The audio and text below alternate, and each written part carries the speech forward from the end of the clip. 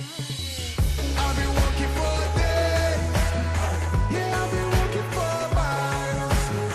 I won't stop until I'm dead. Like I was born in the wild. Hello and welcome to the UK Basketball Hub with me, Tom Lane, and Nicola Keller. Nicola joining us for a second week. We've got one guest this week, and it's Will Piper, who works for Sportsbeat. And I suppose we really better get started on talking about British basketball. Basketball England coming out with statements, the BBL coming out with statements left, right, centre. We don't know if the BBL was all right, we don't know if the BBL was a mess. Talk to me about British basketball. Is it in crisis? Well, opening question. What a week it's been in British basketball. It really is an interesting time, I suppose, for the game in the UK. Crisis, I think we're okay for now. I don't think we're quite at that point at the minute. But it has been, as I say, a big week for British basketball. The governing body, Basketball England, came out and said that the licence review for the BBL is under review. What does that mean? We have no idea. They went away, suggested that the licence could be tendered to perhaps an overseas consortium, certainly up for offer to other companies. They now come back yesterday and said actually that wasn't the case. What they mean to say is that they're looking to drive investment opportunities and of course look ahead to the future with this review. They've set up a committee. There's Jeff Jones, obviously we're speaking to a bit later on today on said committee. So it's an interesting time. I think, to put it in perspective, I think basketball over the last sort of generation really has really started to grow in the UK. I think that it's bigger now. I think it's fair to say bigger now than it ever has been before. I think more people are playing the game than they ever have been. So I don't think we're in crisis time. I think we're in a healthy position to an extent. You know, there's more news about basketball. You see it in the newspapers. You see it on television, you see it on radio. Companies like mine at Sportsbeat, we produce audio for radio stations for basketball, and likewise video content for television for basketball. Magazines, of course, newspapers, as I say, and social media has really helped to raise the profile of the sport in the UK. But despite all that, I suppose to sort of answer the question about crisis, there isn't necessarily the punters coming to games, going to the gates, going to the live matches. They're sort of watching it on television, they're watching it on Eurosport. You know, BBL has done a great job in raising the profile of the game by introducing, for example, a women's basketball league. Fantastic, you know, new cup tournaments like the WBBL Trophy are now in place, and that can only help raise the profile of the game in the UK, help to raise interest levels. But going back to my earlier point, how does that then convert from people watching the game, following their teams on Twitter, you know, reading what they have to say in the newspapers? How does that then convert to people through the gates? I suppose that's part of the crisis. I think what we saw last week in the studio was, you know, nobody panicked in the studio here last week, but I think that the Twitter and social media had created a bit of a frenzy about what was actually happening. Obviously, as a sports journalist, do you now see that there's a lot of power in social media when it comes to, you know, reporting on stories or even just putting a rumour out there about something? Absolutely. I mean, so social media now really does it allows people to give their opinion all the time. They're able to interact with governing bodies, with athletes, with, you know, celebrities, with teams. And through the word of mouth, things like this, you know, get started, and therefore they get elevated. So I mean, this is serious news, but perhaps it's not as devastating as social media's made out. No reason to panic.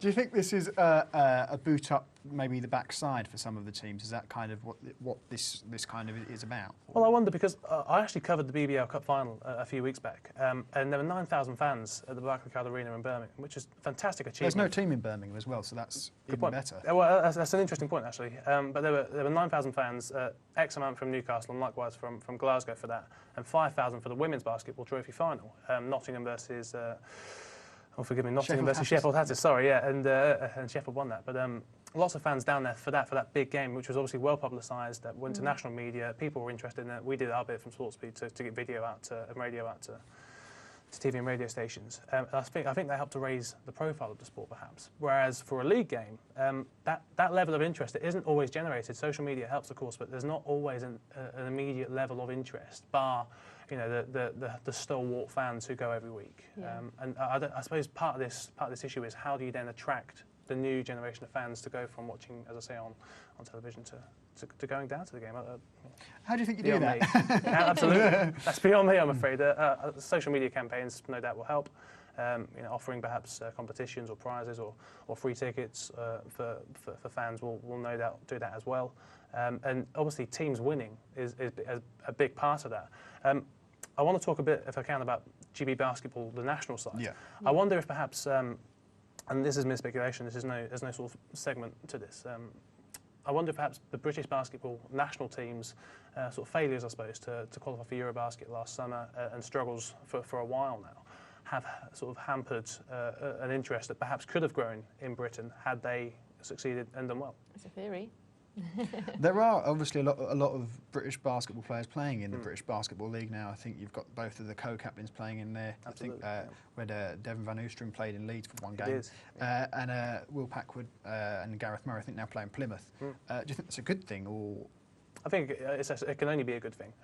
You know, for years now, we've had a lot of British talent, not necessarily honing their skills in the UK, looking perhaps to Europe, occasionally to overseas, certainly to college basketball. A good friend of mine, Patrick Manifold, plays for Surrey United now, was a Glasgow Rock. He went out and studied at university in America, learned his skills, came back to the UK and has applied those skills well. But I think perhaps people don't perhaps always look at GB, as the BBL and Britain as being a place where they can learn their craft, where they can go on, where they can go on to succeed in basketball, because there's so much opportunity in Europe as well. Unfortunately, I think that's the case for a lot of sport now, and unfortunately, we're not putting the funding into certain sports that we see to be profitable, should we say. And I'm not going to get political because it's not a political show, but I think that's always the key, and I think that's perhaps where we need to start focusing on. You know, we do have talent here, but it's a shame that they have to go somewhere else and then maybe hopefully come back, but in some cases not. They stay. Absolutely. There was a survey recently, you probably saw it, the APS survey, which suggested that there was 154,000 people play basketball weekly in the UK. That's now dropped to 130,000, which sounds like a lot. But I suppose with London, to sort of pick up on your point, that was obviously a once-in-a-lifetime opportunity. People had a chance, a real chance to go out there and showcase their talents with, with London 2012 being on the horizon, with the biggest names in the world, LeBron James, Kobe Bryant, coming to play in the UK. So that, I suppose, would sort of raise a level of interest in the sport. It's now dropped, but it's not perhaps as worrying as we first thought, because a lot of other sports have also lost a level of interest through that, because obviously London 2012, once in a lifetime, you get one chance to do that, to see that, to see these big names play, and it has now dropped. But with these teams bringing through new grassroots schemes all the times, with a new professional women's league now in place, who's to say that can't go back up? I mean, as a journalist, what do you think is key to getting the news out there about UK basketball, or even encouraging young people to start playing? Getting the news out about basketball, that's a tough one. I suppose local newspapers perhaps need to do a little bit more. Even well, actually scrap that. I suppose the clubs themselves should do more in order to ensure that their coverage is met, so that local newspapers, radio stations, TV stations, they go to every event, they go to every press conference, they are aware of the weekly results. Perhaps that would then help to get more people more engaged if they see the stuff on television, hear it on radio, read it in newspapers, in magazines. That would, I guess, inspire people to go along and watch, Newcastle or Glasgow or Leicester or whomever it is. But I do think, I don't mean to keep banging on about this, but I do think that the Women's Basketball League now in place really does help with that. Women now have a chance to go. Indeed, come on, absolutely. They really have a chance now they've got something to aspire to, and they have a great chance of making the best league in the UK, and that's something that shouldn't be knocked. That's good. You mentioned the Olympics previously. Do you think maybe the thing about that was because we saw these teams like the USA, obviously such a team that everyone would want to see, of course, yeah. that maybe Britain kind of was in the background a little bit and hasn't really been able to kind of grow with that? In the shadow, I think you're probably right, to be honest, Tom. So much talent at London 2012 when they came along, and unfortunately not a lot of it was from Britain. We've got Kieran Nakara, Drew Sullivan, who are probably pretty big names across Europe. They've played across Europe.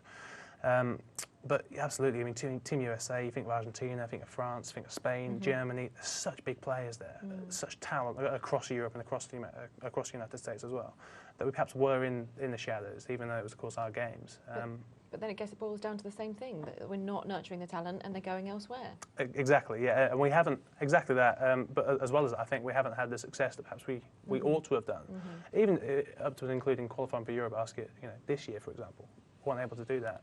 Commonwealth Games medal in 2006, obviously we got bronze back then, but other than that, there hasn't really been a sort of flurry of success on a national scale for British basketball, which is a shame. Yeah. Do you think maybe this kind of statements by basketball is kind of deflecting away from themselves and their own failures, possibly?